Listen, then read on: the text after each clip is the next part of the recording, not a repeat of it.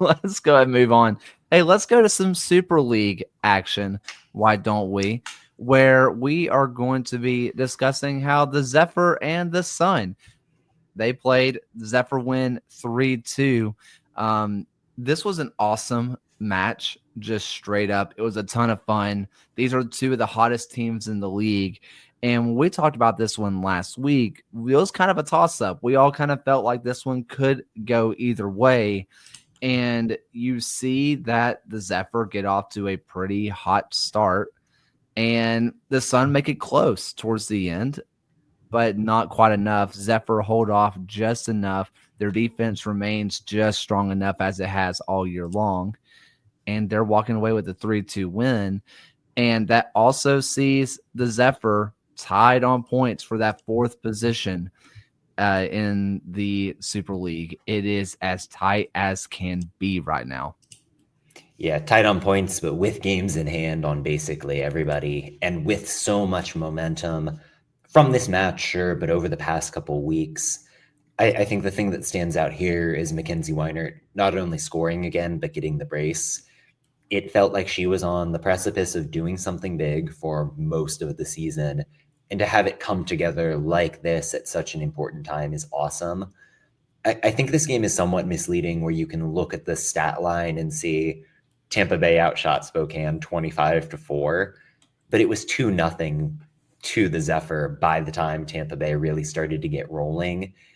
Spokane's controlled the game early. They defended well in their usual shape. The move where it's Ekich cutting inside, the three attacking players ahead of her really flow through that Sun defense, and then you get the through ball to Weinert. That was just gorgeous soccer.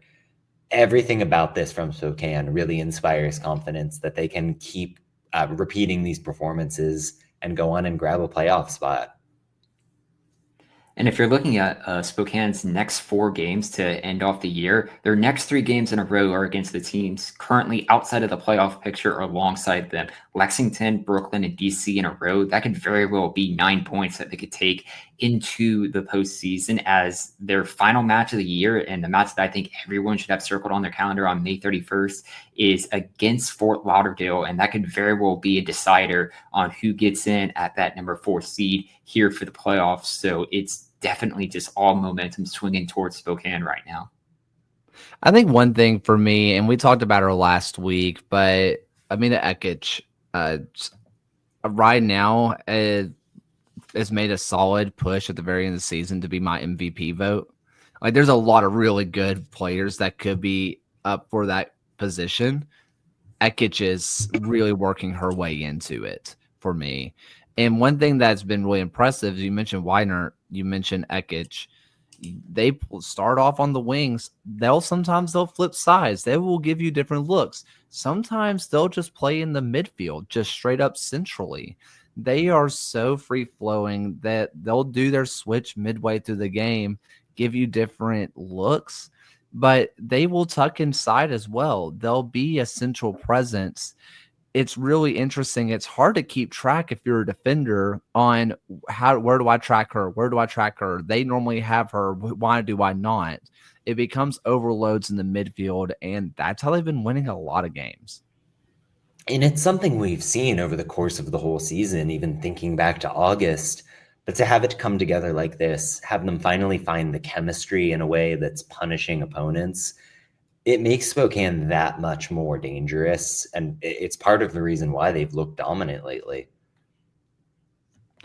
And obviously, the big score line is you'll see that Carolina scored 5 again, 5-2 versus Fort Lauderdale. But I really don't want to talk about that one because I want to give some flowers to DC Power.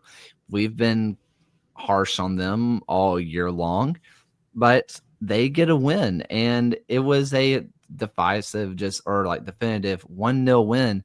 Their defense for DC Power has not been bad this year by any stretch. I feel like they've almost every single match they play is unfortunately a 1-0 loss, right? It just feels like that's just everything they do. When they win, it's also 1-0. And that's what they get here with Brooklyn. Their defense is strong. They just don't seem to have the final end product, but they got it today, and that's all they needed. Yeah, and this has been a team that's mostly played a back three, back five system for the majority of the season. They felt like they had the structure nailed down, and it was just a matter of finding the relationships upfield. I'm not here to tell you this is the panacea. They've suddenly cured everything that was wrong with the attack. But you think about the way that in the 3-5-2, they were really finding the feet of Gianna Gorley and Yuka Kurosaki up top. That was really a difference maker. And yeah, some of it is just Brooklyn is lost in the sauce right now. They don't have the structure. They couldn't get the press right. But DC knew how they wanted to attack this team and executed on it. The goal they got was a really great example of counter pressure, then one touch passing before Gorley gets in for the finish. That was emblematic of a game where DC, for one of the first times in the spring part of the schedule, felt like they were the superior team straight up. Yeah, and 75% of the 4 wins that DC Power have on the year has been 1-0 scorelines. Kaylor, you had asked about their 1-0 defeats. That's been 6 of their losses on the year. And most shockingly, we got a DC Power win in the spring before we got a Brooklyn FC win in the spring. And on the other side, if you're looking at Brooklyn FC for their next 3 games, there is a very good chance that they could be ending the year without another win, because you have Fort Lauderdale, Spokane, and Carolina to end off the season. I mean, that's just brutal. I just, I don't want this to be a Brooklyn talking point fully, because I do want to give DC Power their flowers, right? Like they came out, they've been executing their game plan kind of. I say executing their game plan. Like they've been very structured in the back. You mentioned that just this time too, right, John? Like they goes to this 3 back, they goes to this 5 back. They call it a 4 back, but left back really sits super deep, and it's just another 3 back system that their right back can push up a little bit more. It's one of those situations, but they've been structurally sound all year long. They just need someone to finish the ball.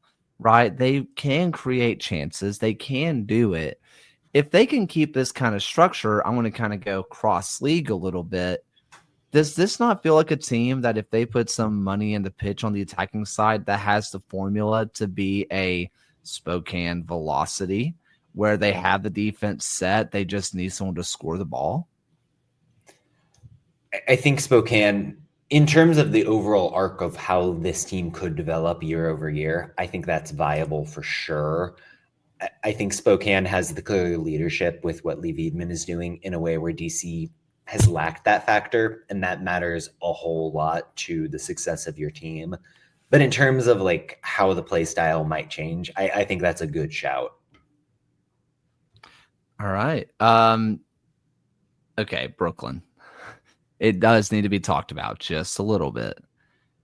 What can you say at this point that we have not reiterated legitimately every single week since January started? Because the reason we keep talking about it, there's only 8 teams in the league, and when they're bound to have the same conversations, I kind of hate to say it, but going winless after being top of the league, I don't mean to take shots at our good friend Phil, but like when we talk about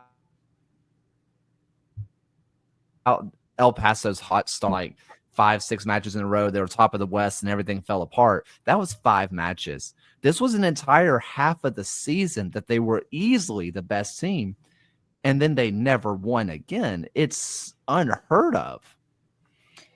At risk of beating a dead horse, I don't understand what's happening, because you watch this team every week and they're running the same system that dominated the Super League throughout the fall and the beginning of winter, and it just didn't work after the break.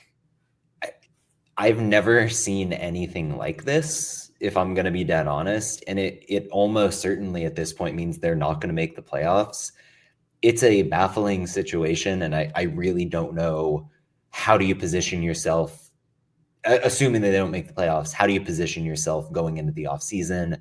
How deep do the changes need to be to the roster? Obviously, they need a new coach on a full-time basis, but man, just flummoxing stuff. This is all setting up for us to have the ultimate meme ending to the year, because they are still tied on points for the 4th playoff spot, that they're going to go winless throughout all of this, except for their final game of the year against a Carolina Ascent team who's already clinched the #1 seed. And they're going to win that match and make the playoffs based off of that one victory. Or Carolina's just going to score like 9 goals. Or have a Miami FC against Rhode Island end like they had from last season. Yeah. Bless.